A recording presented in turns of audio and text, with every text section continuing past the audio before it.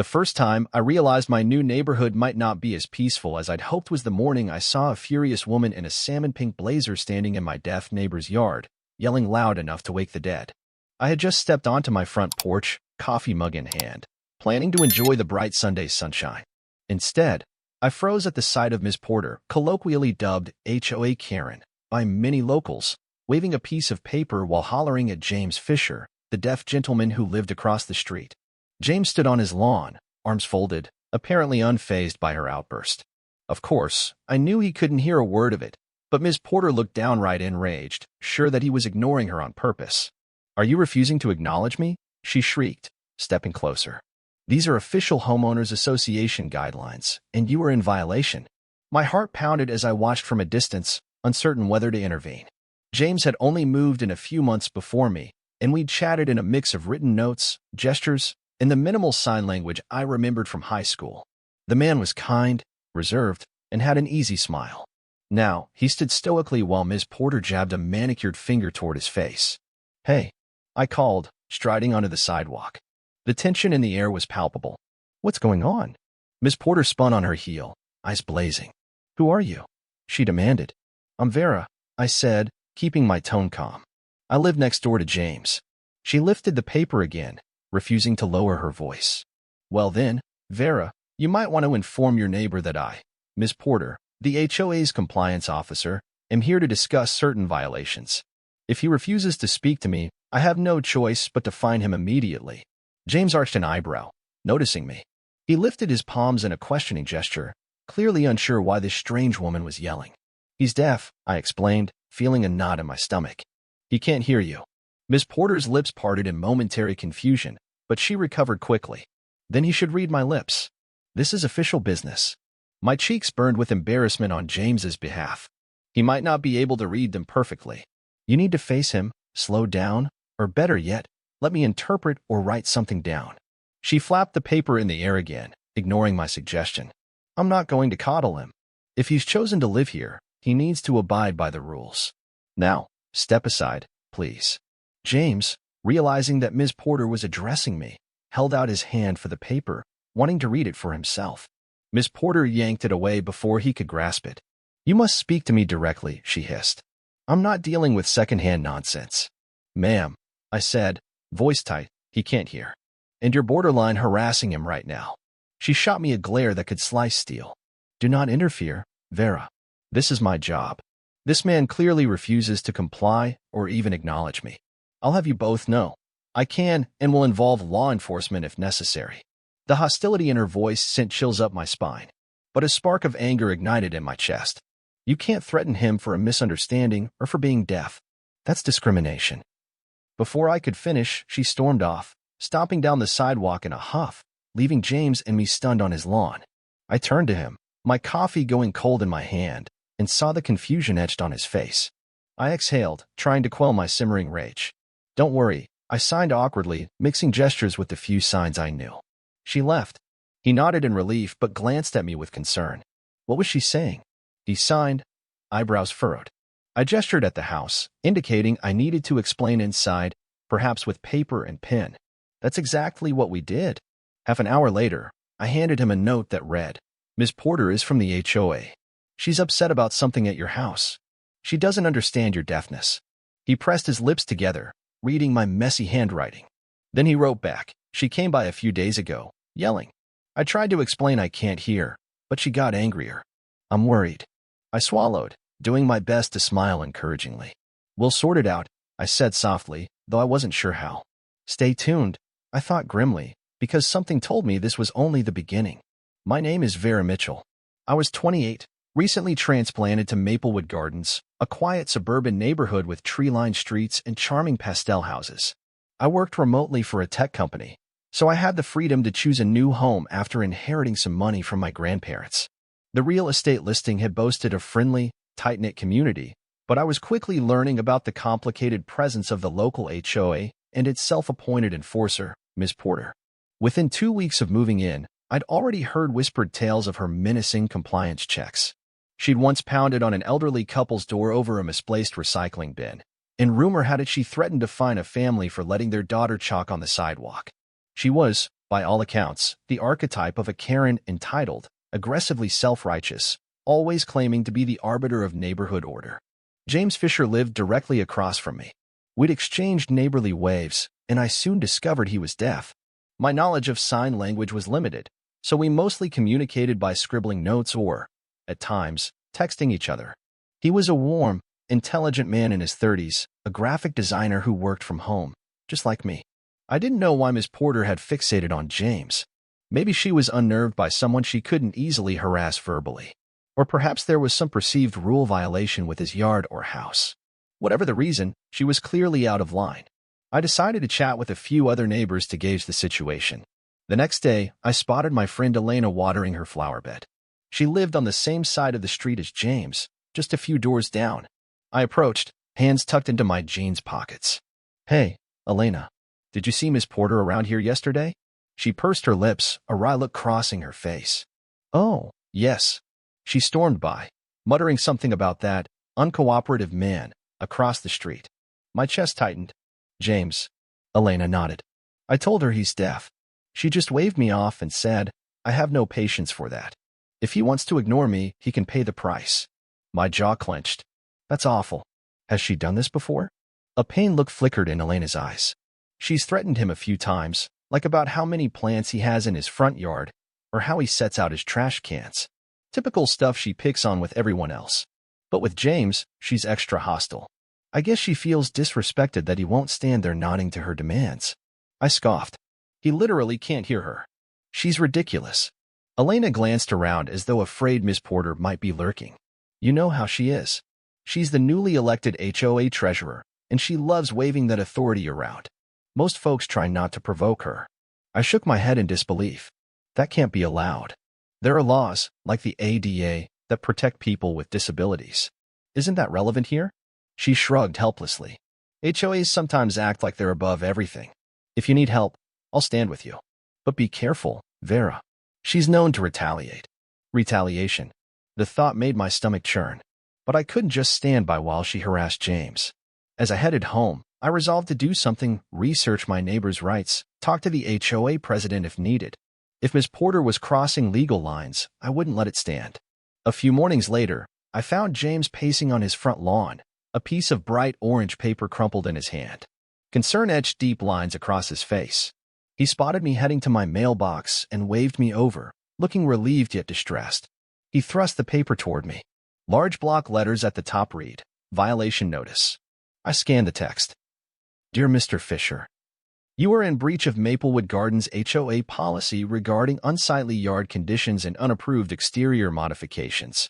Failure to rectify these issues within 7 days will result in fines. Ms. Porter, Treasurer and Compliance Officer. I frowned, glancing at James's yard. It was tidy, with neatly trimmed hedges and a few colorful flower pots on the porch.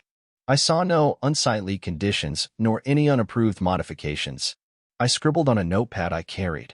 Do you know what they mean? Then handed it to him. He shook his head, tapped a finger against the notice, then wrote back, no details. Just said, unsightly, unapproved, but no specifics.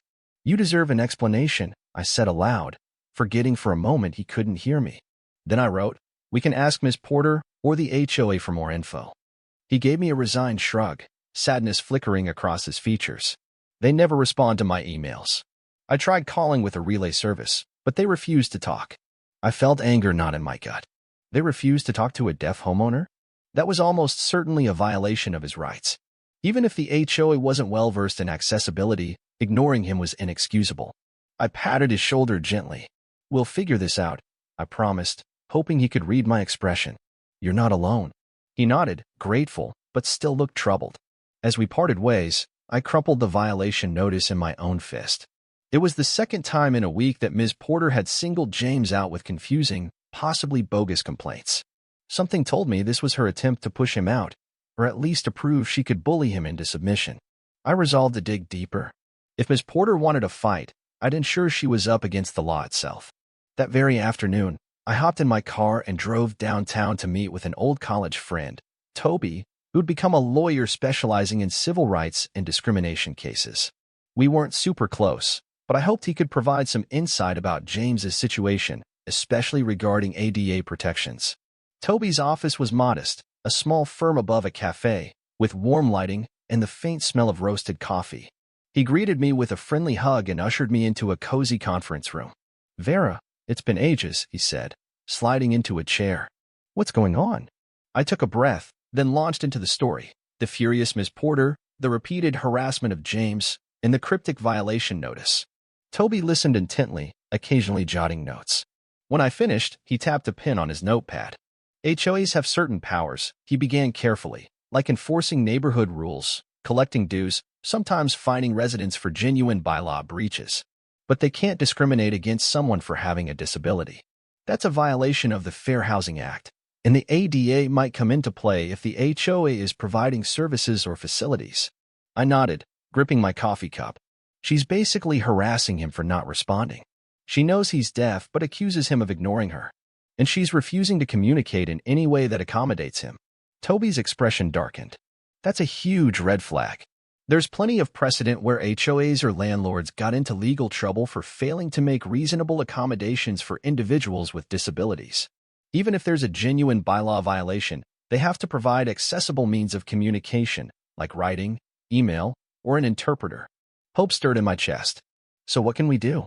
"Well," Toby said, leaning forward, "if James wants to fight this formally, he could file a complaint with the Department of Justice or HUD for discrimination. But that might be a long road. Another approach is to contact the HOA board directly, everyone, not just Ms. Porter, and document everything. She can't hide behind the board if the rest of them see how she's acting." I grimaced, recalling how Ms. Porter strutted around the neighborhood as though she owned it. She might try to twist the narrative. Toby shrugged. "That's why you gather evidence, emails, letters, violation notices, any witnesses to her discrimination. Let me know if you need me to send a formal letter citing the relevant statutes." Often, a well-placed threat of legal action can get an HOA to back off. A wave of relief washed over me. "Thank you, Toby. I'll discuss it with James. He's not big on confrontation, but this is too important to ignore." He patted my hand. "You're doing the right thing standing up for him." Driving home, I mulled over Toby's words. Miss Porter might be unstoppable in her own mind, but I suspected that once she realized she was messing with federal laws, she'd have to face consequences. That said, I had no illusions this would be easy. People like Miss Porter tended to escalate when challenged. Still, I was determined to help James see this through. The following week, the monthly HOA meeting arrived, a typically dull affair in the community center, but one that had taken on new importance for me and James. We agreed to attend together, along with Elena and a few supportive neighbors. When I arrived, the small meeting room buzzed with low chatter. Rows of folding chairs faced a long table at the front, where 5 board members sat. Ms. Porter perched in the center, a neat stack of folders in front of her, wearing her signature smug expression. My stomach knotted with anxiety. James sat beside me, a notepad at the ready for any crucial points we needed to communicate. He wore a determined look, shoulders squared, clearly bracing for whatever Miss Porter might sling his way. Mr. Alvarez, the HOA president, an older man with graying temples, opened the meeting. They covered mundane agenda items first, budgeting for landscaping, rules for holiday decorations, and an upcoming neighborhood picnic. All routine. Then Ms. Porter cleared her throat. Next item, ongoing compliance issues. Several residents have outstanding violations. She flipped a page. First, Mr. James Fisher, regarding unapproved yard modifications. A hush settled over the small audience. James stiffened beside me. Ms. Porter smirked. "Mr. Fisher, we've attempted to contact you multiple times about the state of your yard. You've chosen not to respond." I raised my hand. "Excuse me. I can speak on James's behalf, if that's acceptable." She narrowed her eyes. "He is an adult, is he not?" I gritted my teeth, forcing myself to stay calm. "He's deaf. He can't hear you, and you haven't made any accommodations for him to understand your complaints." Miss Porter scoffed. "He can read the notices." James tapped my arm, and I leaned over as he wrote on his pad. I tried emailing them. No reply. I looked up at the board. He emailed for clarification, but never received a response. Miss Porter waved a dismissive hand. "That's not my department. If he has an issue with the notice, he can speak to me directly in person. He can read lips if he tries." A man in the audience, a neighbor named Dawn, spoke up indignantly. "You can't demand that, Miss Porter. Deaf people often rely on sign language. Lip reading isn't always feasible." She cast him a glare. This is not a debate. The fact remains, Mr. Fisher's yard is in violation. He's planted an unauthorized row of hedges that exceed allowable height, and he has a potted plant arrangement that's not on the approved list. Murmurs of disbelief rippled through the crowd. The so-called violation was that petty? Mr. Alvarez cleared his throat, seeming uncomfortable. If that's the case, Miss Porter, we usually send a courtesy warning with specifics. Miss Porter shot him a look. We did, he ignored it. Now there's a fine to be levied. James huffed a silent sigh, scribbling quickly on his notepad. I read his message. We never got specifics. She never answered emails or gave a real explanation. I relayed this to the board, frustration tinging my voice. He can't fix what he doesn't understand. Communication goes both ways. Before Miss Porter could retort, Elena piped up from behind me. Miss Porter, we all know you've been harassing him. The entire block sees it. This is borderline discrimination. An unsettled shift passed among the other board members. Miss Porter's face flushed. That's a serious accusation, she snapped. We treat all residents the same. Mr. Alvarez held up a hand. Let's keep this civil. Mr. Fisher, if you can have someone remove or trim these hedges to the required height, would that be acceptable, Miss Porter? Her lips thinned. Yes, if he complies, we can discuss reducing the fine. I stood, anger flaring. So you expect him to jump through hoops for some obscure rule he was never properly informed about, or else pay a fine? Aren't you obligated to provide him with an accessible way to communicate these demands? Miss Porter bristled. We've done plenty. I see no reason to do more. A bitter laugh escaped me. I can think of one. The ADA. It's the law. A flicker of uncertainty crossed her features. I pressed on. He's deaf, and you are refusing to make reasonable accommodations for him to understand or respond to your claims. You've ignored his attempts to reach out. That's blatant discrimination. She opened her mouth, but I turned to Mr. Alvarez. Sir, please. Could we have a short break so that Mr. Fisher can receive the actual details in writing, or some kind of method he can follow? This is not right. Mr. Alvarez, looking distinctly uncomfortable, finally nodded. Yes, let's recess. The board will convene for 10 minutes.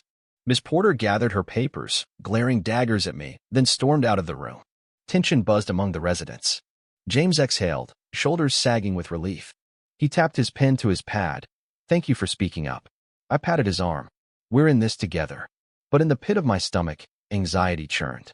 Miss Porter wouldn't let this go easily. During the brief recess, a handful of neighbors approached James and me, offering support. Some recounted that Miss Porter had hammered them with petty violations as well, like the color of a front door slightly off from the approved palette, or the timing of trash can placement. But her treatment of James was especially galling. Elena told us quietly, Miss Porter's got a reputation for pushing boundaries until someone pushes back with the law. Then she usually backs off. She loves the power trip, but she's not reckless enough to invite a lawsuit. I hope she was right. After 10 minutes, the board reconvened. Mr. Alvarez cleared his throat, then spoke into the microphone. We appreciate your patience. In the interest of fairness, Mr. Fisher will be provided with a written, detailed explanation of the alleged violations and the steps needed to remedy them. We request that Ms. Porter coordinate with him or a representative to ensure clarity. We will hold off on fines until that process is complete. A wave of relief and applause rippled through the room. Miss Porter, however, looked like she was chewing nails. I trust we'll get it done, she muttered coldly, hastily scanning her notes. James gave me a small smile, the tension in his posture easing. I felt a cautious optimism flicker. Maybe the rest of the HOA board was reasonable enough to rein in Ms. Porter's worst impulses. But as I watched her gather her papers, nostrils flared, I knew this victory was fragile. She wouldn't forget the embarrassment I'd caused her, calling out the ADA in a public meeting. I suspected she'd be out for blood. Sure enough, the next morning, I spotted Ms. Porter prowling the sidewalk outside James's house, snapping photos with her phone and jotting notes on a clipboard. My chest tightened. Something told me she was already planning her next move. 3 days later, another bright orange notice appeared on James's door, this time accusing him of illegal construction in his backyard. Fed up, I marched right over to Ms. Porter's immaculate white colonial house, knocked, and waited with a storm of indignation brewing in my chest. She opened the door, eyebrows arching in cold surprise. Well, if it isn't Ms. Vera, she said, arms crossed. What brings you here? I forced a civil tone. You posted another violation notice on James's house. Something about illegal construction? He doesn't even have any projects in the backyard. She let out a mock patient sigh. That's not your concern. This is between the HOA and Mr. Fisher. It is my concern, I retorted, voice shaking with anger. You're obviously targeting him. You have no grounds for this. I checked his backyard myself. There's nothing but a small deck. Her eyes glinted with a perverse glee. Well, we have reason to believe he expanded that deck without proper permits or HOA approval. The records show the previous owner's deck was 4 feet shorter. That's an unapproved alteration. I blinked. You're claiming he extended it? James hasn't done a thing to that deck. He bought the house as is. A predatory smile curved her lips. Then he can prove that by producing the correct paperwork. Until then, the violation stands. I clenched my fists at my sides. Do you have any evidence it's bigger than it should be? She shrugged. That's not my problem. He must comply, or we'll proceed with fines and possible legal action. My heart thudded. This was textbook bullying. Bury James in bureaucratic demands, hoping he'd fold. Ms. Porter, I said, voice tight. You're about to cross a serious line. Your actions look a lot like you're singling him out because he's deaf. That's illegal. Her laughter was short and humorless. Spare me. I'm just doing my job, ensuring compliance. If he can't handle it, maybe he should live somewhere else. My breath caught in my throat at the cruelty of that statement. I glared at her. I'll make sure the HOA board knows exactly how you speak about disabled residents. And Toby, my lawyer friend, will love to hear it too. A flicker of concern crossed her face, but she quickly masked it. Threaten me all you like. I've documented everything. If Mr. Fisher is so innocent, he can prove it. I spun on my heel and left, heart pounding with rage. As soon as I got home, I texted Toby a summary of the confrontation. He wrote back within minutes. Gather everything. Old inspection reports, photos, dates. We'll build a file. This is blatant harassment. Stealing myself, I shared the update with James. Together, we vowed not to let Ms. Porter's intimidation win. Yet deep down, I felt apprehension gnawing at me. People like Ms. Porter rarely back down without a fight. Over the next few days, I helped James comb through his home purchase documents. We rummaged through thick binders of closing papers, inspection reports, and any receipts from the previous owner. Finally, we found gold, an old home inspection detail that included measurements of the deck. They matched the current dimensions exactly, proving that James hadn't extended anything. A sense of triumph bubbled in my chest. We made photocopies and scanned the records, emailing them to the HOA's general address for the entire board to see. Meanwhile, Toby drafted a polite but firm letter on official legal stationery, citing the Fair Housing Act and ADA guidelines. He demanded that the HOA cease discriminatory actions against James or face potential legal consequences. James read the letter, nodding in approval. He typed me a text. Thank you for everything. I feel like I can breathe again. I replied immediately. We're in this together. Let's show her we mean business. But as the days passed, we received no direct response, only silence from Ms. Porter. It was unsettling, like waiting for the other shoe to drop. Sure enough, Ms. Porter's retaliation came in a new form, an accusation that James had violated neighborhood rules by setting off illegal fireworks in his backyard. The timing was suspicious. 2 nights prior, a group of teenagers down the street had been shooting off fireworks at midnight, prompting complaints from multiple residents. James had been sound asleep. On the day the complaint surfaced, I was talking to Elena on my porch when Ms. Porter walked by, eyes scanning James's house. She paused in front of us, her posture stiff.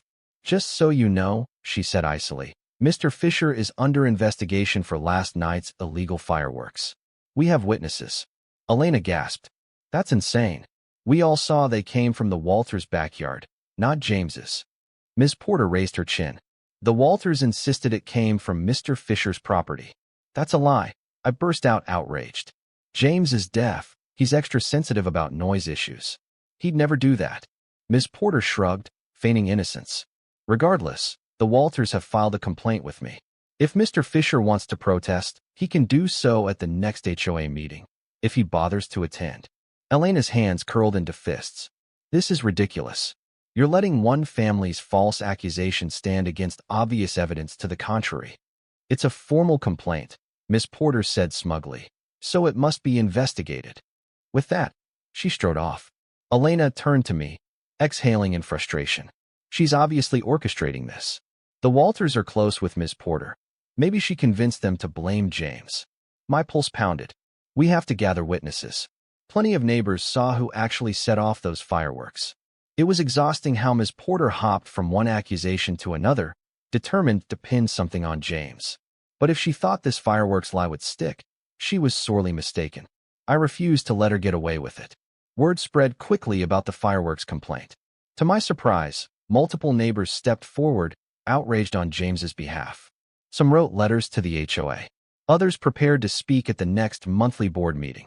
Elena, in particular, gathered statements from about 6 residents who'd personally witnessed the Walters shooting off fireworks. She compiled them neatly in a folder labeled James Fisher Defense. I'm not letting Ms. Porter bully him out of this neighborhood, Elena declared passionately. Someone needs to stand up to her. I gave her a grateful smile. Thank you.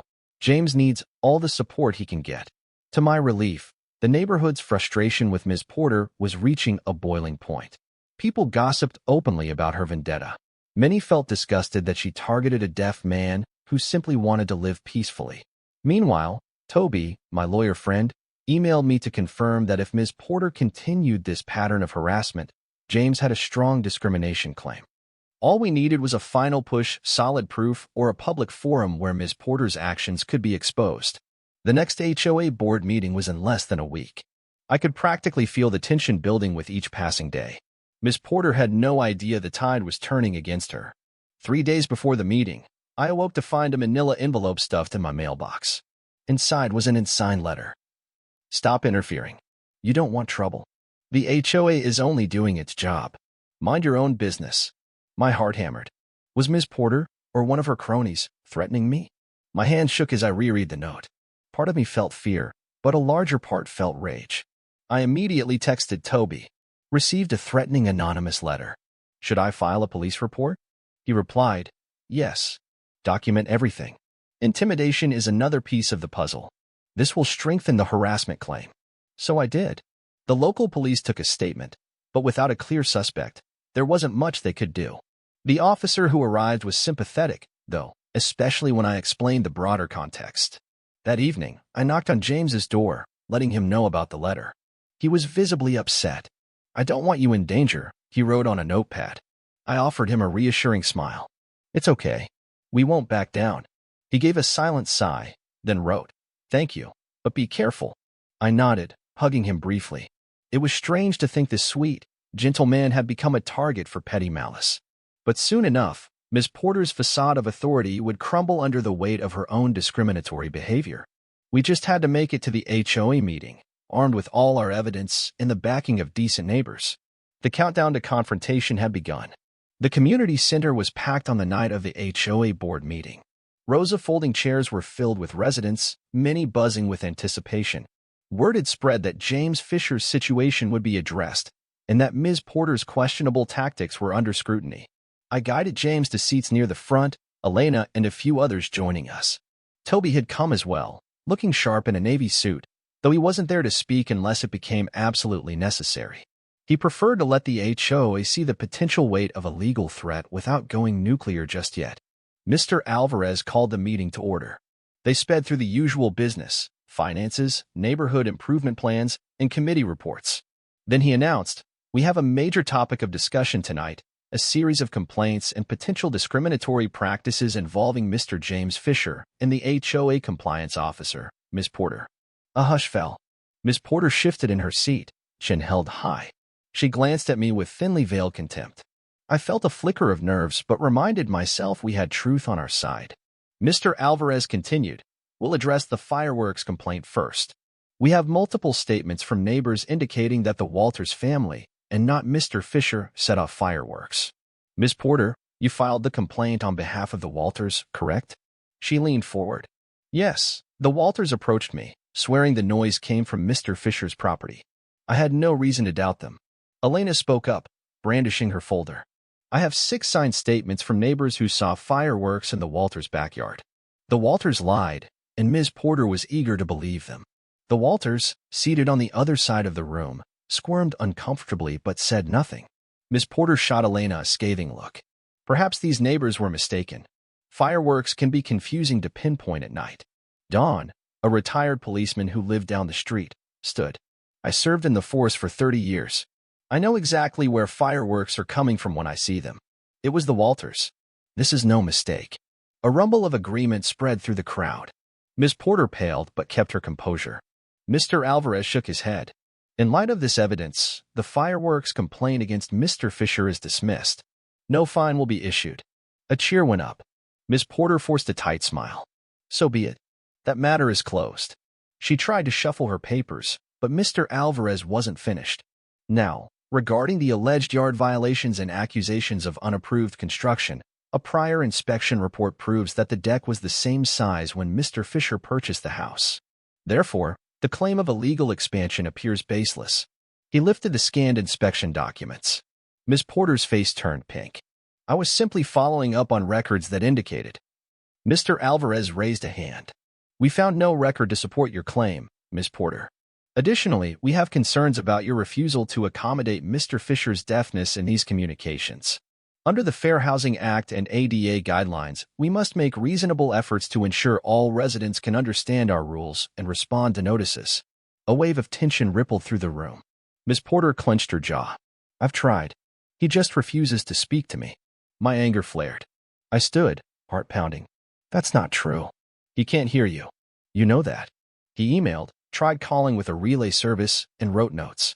You refused to respond or acknowledge him respectfully. She shot me a venomous look. You have no idea what I deal with daily. Everyone expects me to bend over backward.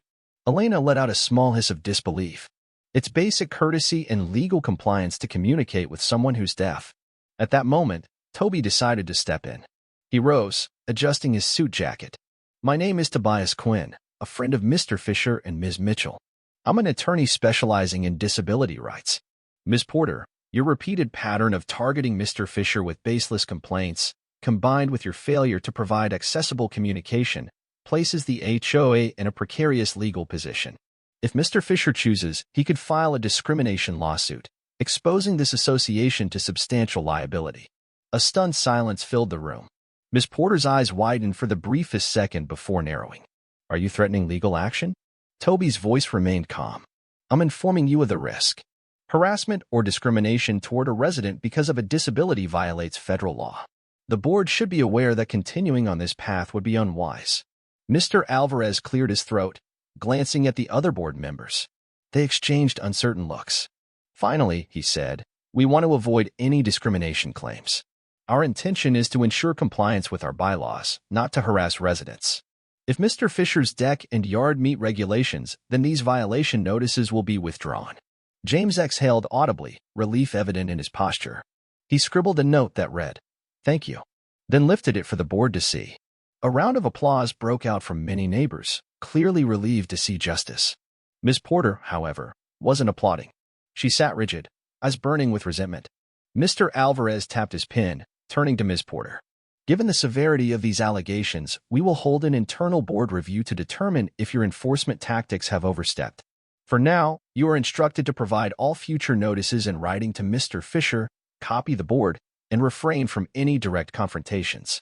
She opened her mouth, then snapped it shut, her expression livid. I see, she said tightly. Very well, Mr. Alvarez continued. We will revisit this matter at the next meeting, pending any new developments. Meeting adjourned. The gavel fell, and the room erupted in conversation. James turned to me, eyes shining with gratitude, and I returned a triumphant smile. We had won a major battle, but a part of me suspected Miss Porter would not give up so easily. In the days following that dramatic board meeting, Miss Porter kept a low profile until one afternoon, when everything exploded.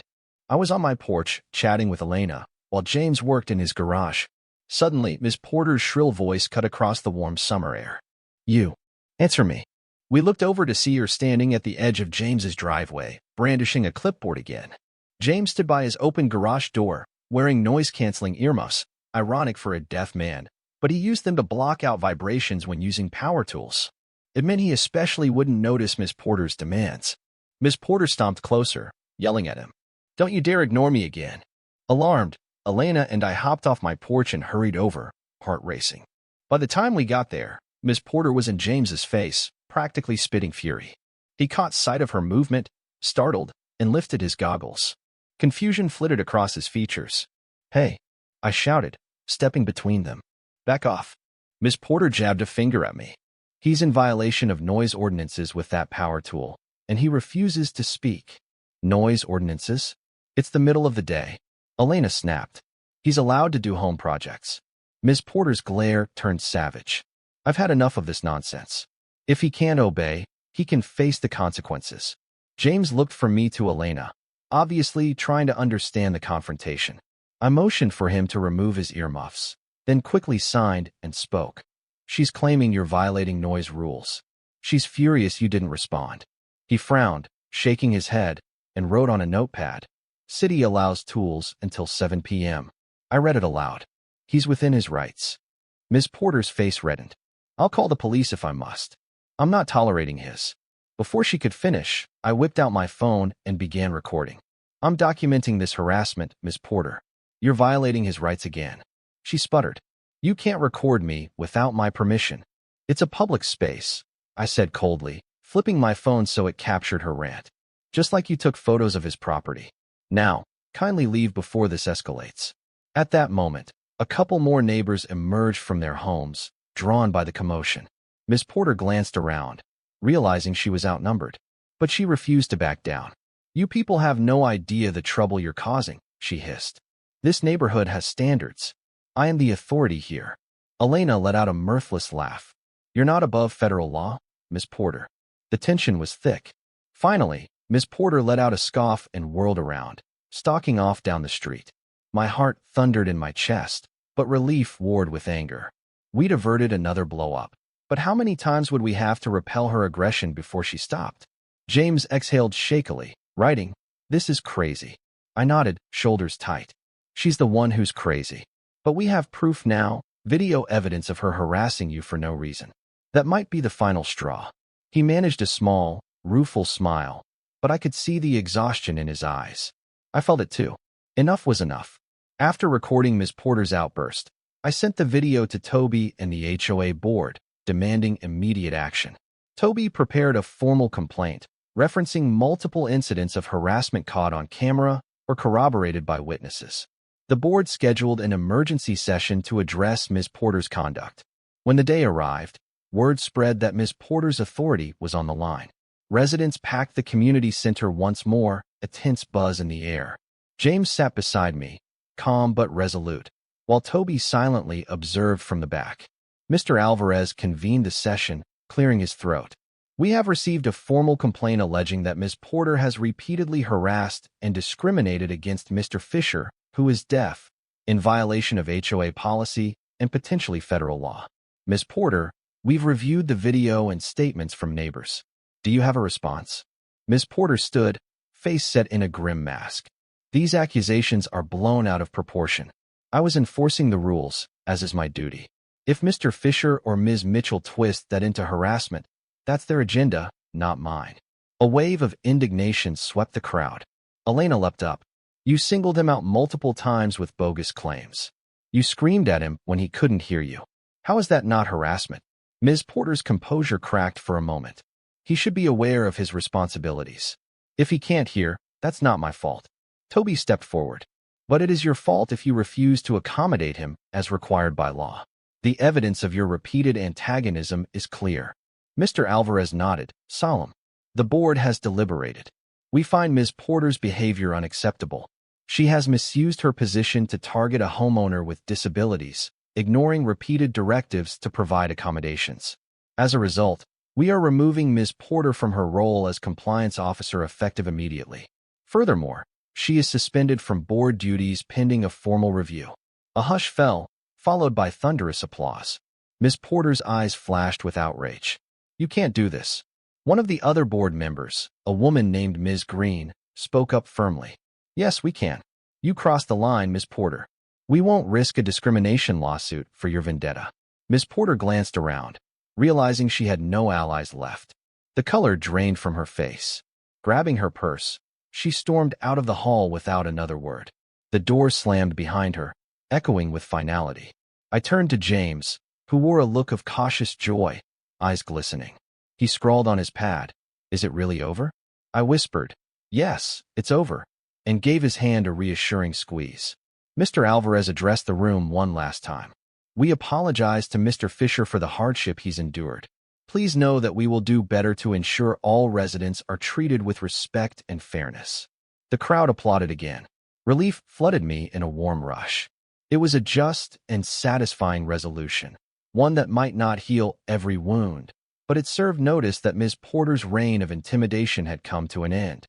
Over the following weeks, the atmosphere in Maplewood Gardens gradually shifted. Without Ms. Porter's looming presence, neighbors felt freer to chat, help one another, and simply enjoy life. The board replaced her with Ms. Green, a more reasonable person who took immediate steps to clarify the HOA's policies about disability accommodations. James's yard remained exactly as he liked it: colorful flowers, a neatly trimmed hedge, and that same deck. The violation notices disappeared. No new ones replaced them. The Walters even stopped by to apologize, claiming they'd been pressured by Ms. Porter to lie about the fireworks. James graciously accepted their apology, though trust would take time to rebuild. One sunny Saturday, Elena, James, and I gathered on my porch, sipping lemonade and watching kids ride bikes down the street. James used an app on his phone that provided sign language prompts to facilitate our conversation. He typed a text to me, "Feels like a weight is gone. Thank you." I typed back, "We all did it together." He nodded, giving a small grin. Elena raised her glass. "To a peaceful neighborhood. And no more HOA Karen." We all laughed, the tension of the past month melting away into the summer air. Miss Porter hadn't been seen much lately. Rumor had it she was putting her house up for sale, unable to handle the fallout of her actions. Perhaps she'd find another neighborhood to terrorize, or maybe she'd learn a lesson in humility. For Maplewood Gardens, life went on. The real victory was that one man's right to live quietly, without harassment, had been vindicated, and a community had rallied to prove that kindness and justice could triumph over pettiness. As the evening sun cast orange rays across our lawns, I took a deep breath of the fresh air, filled with gratitude that we had all stood firm when it mattered most. James tapped my shoulder, and when I looked at him, he smiled, signing one word I recognized from my high school days: friend. I signed it back, tears prickling at the corners of my eyes. A small gesture, but it carried years of meaning. Sometimes, the loudest statement is made through simple compassion, a language everyone can understand.